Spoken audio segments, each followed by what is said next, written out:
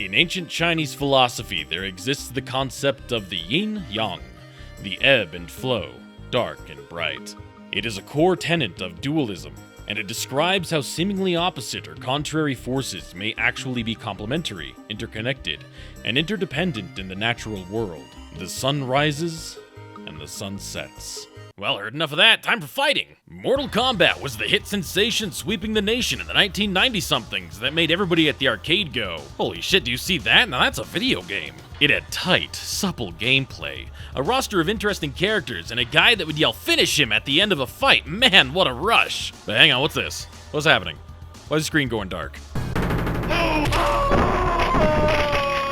What you're about to see are scenes from two of the most violent new video games. First, we have Mortal Kombat, which is a martial arts contest involving digitized characters. The player may then choose a method of murder, ranging from ripping a heart out to pulling off the head of the opponent with spinal cord attached. Mortal Kombat 2, Ultimate Mortal Kombat 3, Mortal Kombat Trilogy, move over Street Fighter, move over Teenage Mutant Ninja Turtles Tournament Fighter.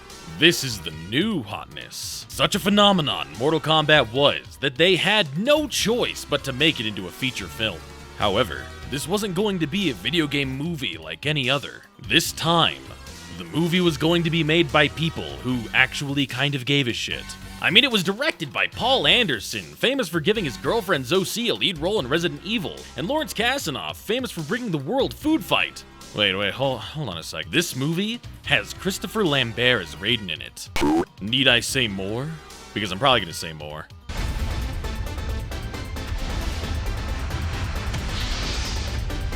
Sometimes I forget how to be alive and I listen to this song and I remember. It reminds me how to be a living being. The movie opens with Shang Tsung chewing scenery like it's the only thing he can eat to survive. Your brother's soul is mine. You will be next. Whew, good thing it was just a dream. Except it wasn't. Brother dead. Liu Kang sad. I love this scene where Sonya is hunting Kano in this rave and she's just meleeing people with her shotgun and nobody gives a shit. It's Kano's job to get Sonya to follow him to the Mortal Kombat Island, which is totally a resort I would go to, damn it. And it's Shang Tsung's job to explain to the audience what the character's motivations are. You killed her partner, didn't you? Johnny Cage is here too. Johnny Cage is apparently getting hassled by paparazzi because they think he's not a real martial artist. But is that a thing? Is that a thing anybody actually ever cared about? I mean, Steven Seagal did fake-ass action movies too, and he's so rich and successful that he gets to dine on genuine carrots in actual Belarus. Can you even imagine being so goddamn rich and famous? Special guest star Jack Nicholson tells Johnny that if he wants people to think he fight good, then he should go play Mortal Kombat. Are you stupid? Yes? That's not Jack Nicholson. What are you talking about? How is that not Jack Nicholson? Lego's doing anything you like. Are you blind? You're telling me that's not Jack Nicholson. Well, then who is it? I am not IMDb. Well, what are you then? I'm leaving. Turns out Jack Nicholson was Shang Tsung all along. It's not psychic Jack Nicholson, holy shit. Liu Kang approaches the Temple of Light, and this scene is shot on location and is quite the sight to behold. Plus, the music in this scene?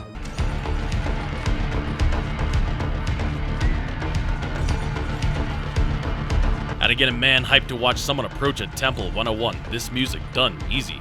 Liu Kang announces his revenge plot and is interrupted by the one, the only, ladies and gentlemen, I present to you, Christopher Lambert.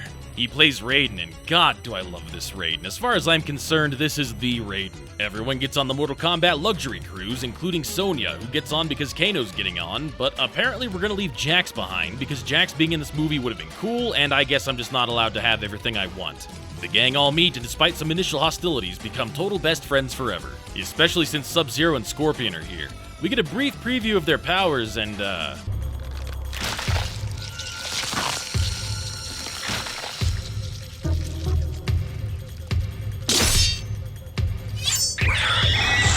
shit, I like that a lot more than the harpoon. Why couldn't this have become canon? Handsnake is fucking awesome. Raiden gives him the old 1-2 razzle-dazzle and then reminds Shang Tsung of the official rules and regulations of Mortal Kombat. Shang Tsung tells Raiden that he's gay, but I guess rules is rules, so whatever. Christopher Lambert does his best 90s scary guy voice and explains the premise of the video game Mortal Kombat. You have been chosen to defend the realm of Earth. in a tournament called Mortal Kombat. Here on Mortal Kombat Island, Liu Kang eyeballs Kitana from across the room, and Shang Tsung awakens Reptile to keep an eye on her, and holy no. Oh baby, this did not age well. Shoo bad CG Reptile, get off my screen. Shang Tsung has everyone sit down to dinner and a show. The show is titled, "You guys are fucked, here's how you're gonna die."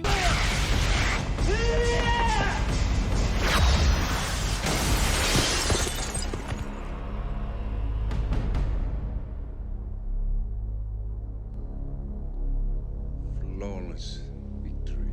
Haha, he said thing from the game. Do you think they got a guy that keeps all these torches lit? Now, where Reptile looked like complete garbage, even for the time, Goro is a completely different story. Unless I'm mistaken, the same people who did the animatronics for the Ninja Turtles movie put Goro here together. Either way, whoever did it did a great job. It was really smart to mostly show Goro from the waist up. He's got kind of weird proportions, but it still works out. Having him walk down the stairs here was probably a task. I feel like it would have been so easy here to just make Goro shitty CGI like they did with Reptile, but they gave that little bit of a shit and actually tried. It's actually commendable, really. Come to think of it, the whole movie just looks really good. Fuck, never mind, Reptile's here. The fight choreography in the film is also pretty good. I've seen better, but it's good for what it is.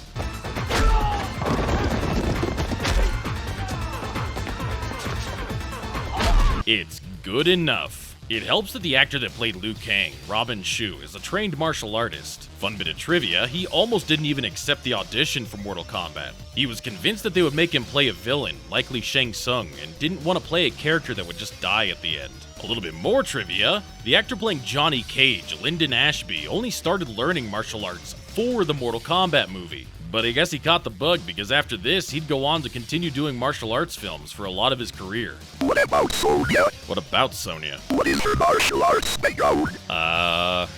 She beats up Adam Sandler and Billy Madison?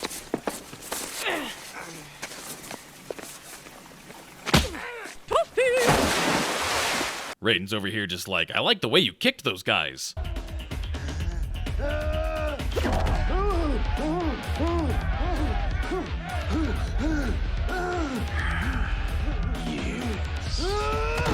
God, I wish that were me. Johnny Cage fights Scorpion in hell, and at least I think it's supposed to be hell. It just is generally just a fucking mess, and it's red, so probably.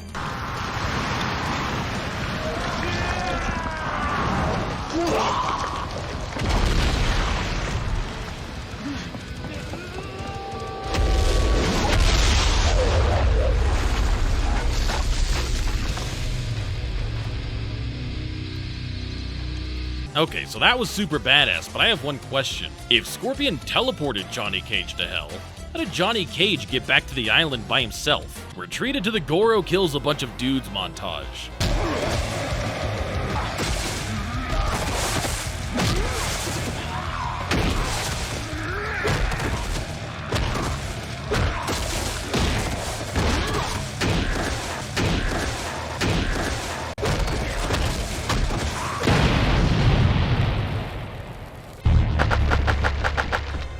Fatality.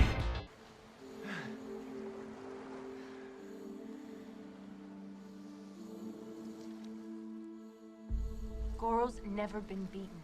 Ha, that rock looks like a big peepee. Nice one, bro. High five.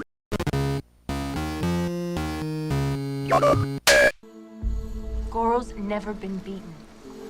If I challenge him now, I can finish this. You're making this all sound really simple, and it isn't. Yeah, it is. It actually really is. If Johnny Cage kills Goro, then Goro is dead. As it turns out, if you kill your enemies, they die. I'll crush him in one blow. All right. Let's dance.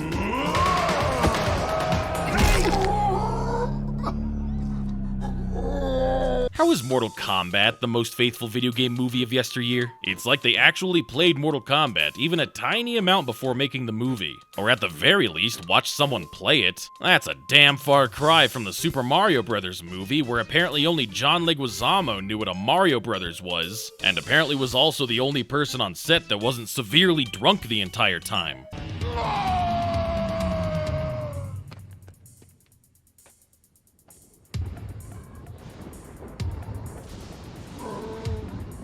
This is where you fall down.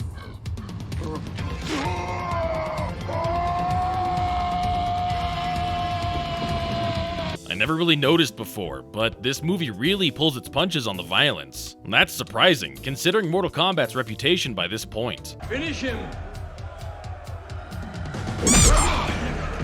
Though, now that I think about it, over-the-top gore probably would not have done this movie any justice. Shang Tsung kidnaps Sonya and takes her to Outworld. Liu Kang and Johnny Cage follow through the worst portal effect I've ever seen, and also Reptile is here to remind us that practical effects will always be superior to CG. I'm telling you, I hate it. I'm in a hostile environment. I am completely unprepared. I'm surrounded by people who probably want to kick my ass. It's like being back in high school. What's that? What do you mean, what was that? It's a guy going, sa-sa. Sa-sa. Sa-sa. Liu Kang finds Reptile, and why the motherfuck did they not just make Reptile a fucking puppet? He's never on screen for very long, and all he ever does is run away or get manhandled. And there's no reason for Reptile to be CGI here. He looks terrible, and I hate it. Look, by 1995, Jurassic Park had been out for 3 years, and the thing came out in '82, so they genuinely had no excuse. I mean, Dark Crystal came out the same year as The Thing, and I'm not saying you had to get the Henson Company involved with Reptile, but fuck, man, he looks terrible. I guess if you gave too much of a shit, you might win an award or something, and nobody wants that. Nobody wants that shit. We're talking about the guy that made fucking Food Fight here. Let's not forget that. Whatever. This leads into the coolest scene of the movie, bar none.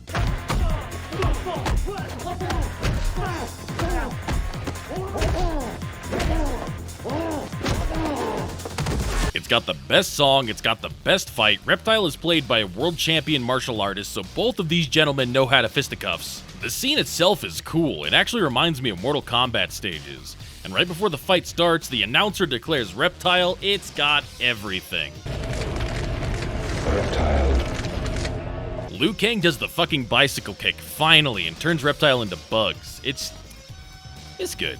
And that's it. Movie's over. First Doom and now this. These movies have a bad habit of just like petering out at the end. They already did all the cool shit, but the movie's gotta wrap up its third act. And we're at an hour and 15 minutes of runtime, so we gotta wrap it up and get out of here. We already blew the budget doing this cool transition shot, and what the fuck is Sonya wearing?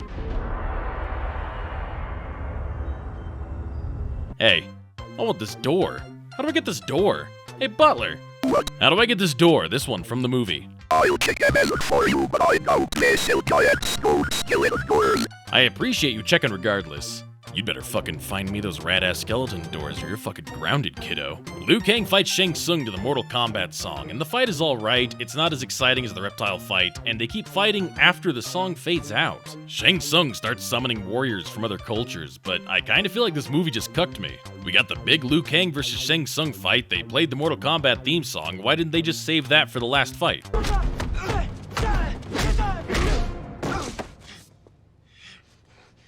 Liu Kang beats up Shang Tsung in what is possibly the most boring fight in the movie. Like, Liu Kang actually just beats up Shang Tsung.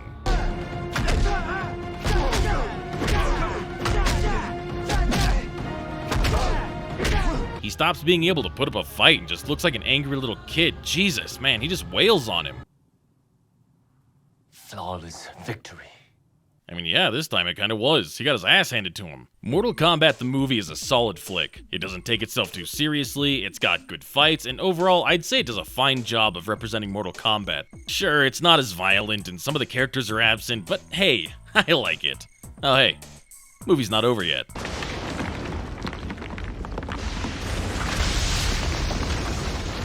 You weak, pathetic fools. I've come for your souls. I don't think so. A cliffhanger? Oh no. Oh no.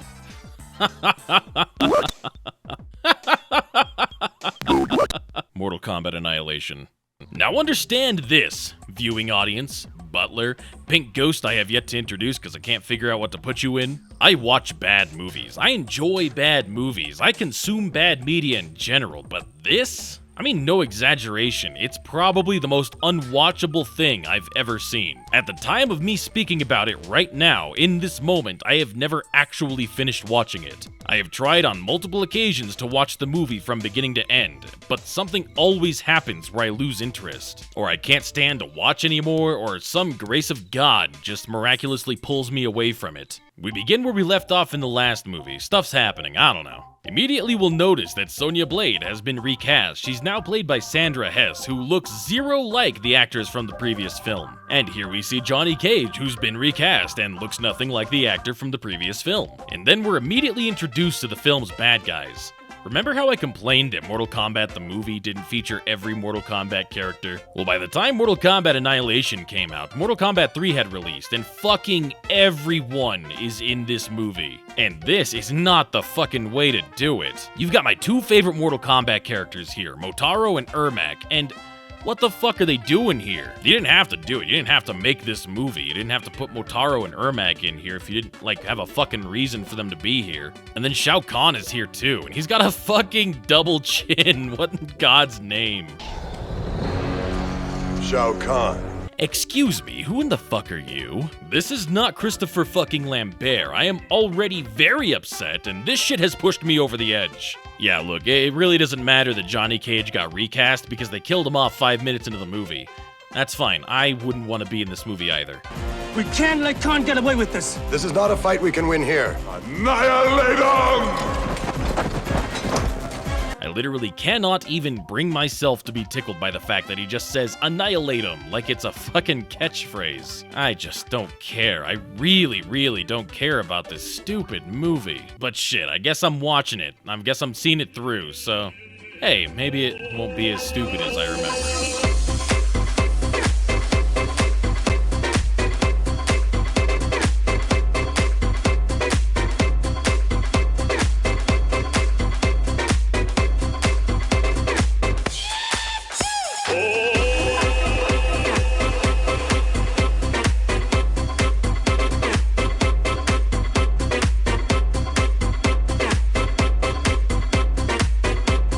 Pretty cool, huh? It's my animality. X3. So they have to get Sindel or something to close Shao Kahn's portals or whatever, and I'll be completely honest, I fast-forwarded through like a decent chunk of this. There's some halfway decent fight scenes. The one where Liu Kang and Kitana fight Smoke on the bridge is pretty cool. And then we get a really short fight between Sub-Zero and Scorpion. Two characters only show up for goddamn 5 minutes. Nobody gives a shit. Mileena's here for no reason, Cyrax is here for no reason, Jade is here for no reason, Nightwolf is here and he's a dog. Jax fucking beats Sindel off screen. We don't see that fight at all. Baraka shows up for no reason. Honestly, maybe it was for the best that the first movie had the characters it did. They all got fleshed out, none of the characters were bad, none of them were totally pointless. I mean, this movie has so many throwaway characters that one of them literally gets thrown away. It will never happen again.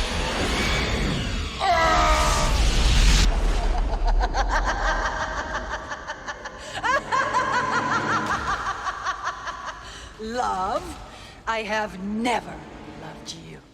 With such a pathetic child as you, what reason was there to love? Why does this feel like I'm just watching a high school play? The acting just feels outrageously amateurish. The combination of not giving 2 iotas of a shit and chewing the scenery makes for a movie that's actually really hard to watch. It cannot be. Oh, but it can. And it is. And you are powerless. Thunder God. Uh-oh, we got a spinner. Do I even need to say anything more? Do I even really need to talk more about this movie? I've seen fat kids with fake lightsabers on YouTube try harder than this. Clearly, nobody gave 2 shits about the movie, so why should I? Does anyone give a shit about a movie that has this scene? Or this one?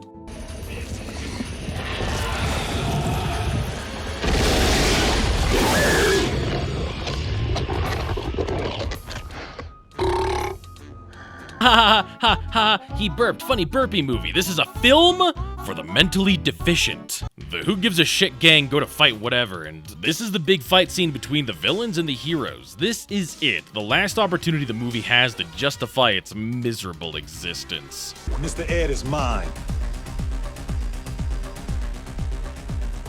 I'll take my mother. Leftovers are fine with me. Leftovers? What the fuck? This is fucking Ermac. Ermac is... Wait.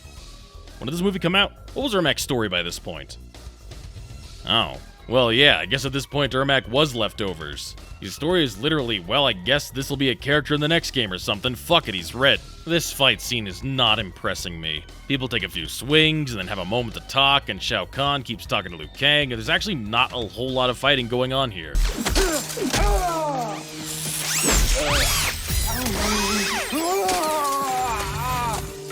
I guess Jax's mechanical arms are just fucking like sleeves he wears that can just be removed? No blood or anything when those get ripped off. They just fall off. Does he take them off before he goes to take a shit? Like, what? Jax learns the real mechanical arms was believing in himself and beats up Motaro, and also Noob Saibot, who showed up at the last minute just to get punched. This movie's almost over, right? I've never watched it to this point, and I'm starting to feel like I've missed absolutely nothing.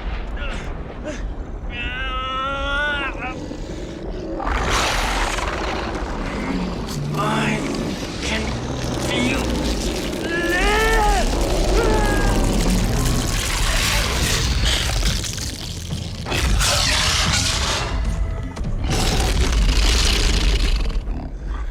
Impressive. You've come prepared, but not good enough.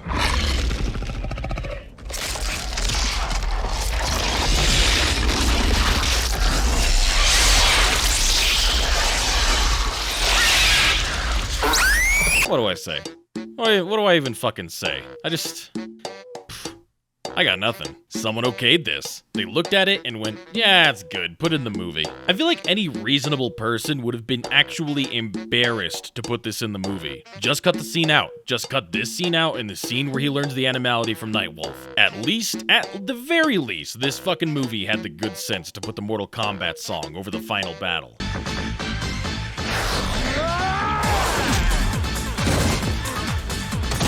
But that's all the good sense it had. Shao Kahn fucking barks at Liu Kang and then talks about destiny, and that gave me fucking whiplash.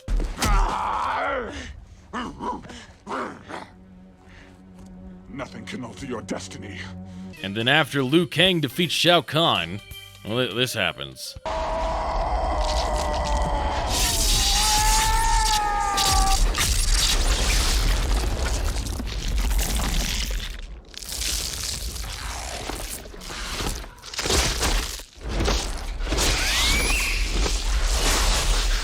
That's it. Movie's over. No cliffhanger, no bullshit. Movie sucks. That's it. Kitana's tits aren't big enough for her outfit. Raiden gets Thanos away. It's done. I'm out. I can't remember the last time I was genuinely upset after watching a movie. I'm not angry or anything. I just feel like, fuck you. Fuck you for wasting my time. Are you going to talk about the new Mortal Kombat movie? No.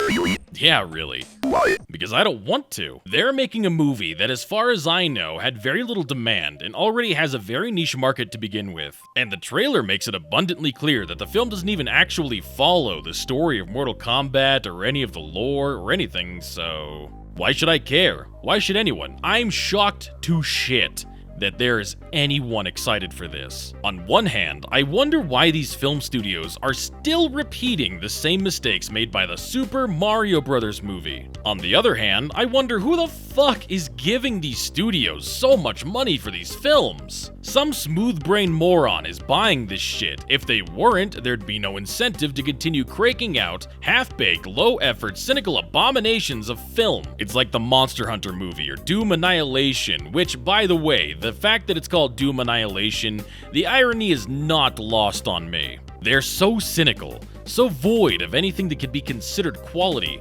and so far removed from their actual source material that they don't even merit a proper viewing. So what? Are we like Guardians of the Galaxy now? I know what that is! These are films that don't even fall into the so bad they're good territory. They're just bad, and so far they've all been unpleasant to watch. On that note, I guess I can't say that Mortal Kombat Annihilation is as bad as those movies. Mortal Kombat Annihilation has like 1 or 2 moments in it that made me laugh, but I will still never watch it again for as long as I live. Movies like Monster Hunter and Doom Annihilation serve only as an argument for the ethics of film piracy.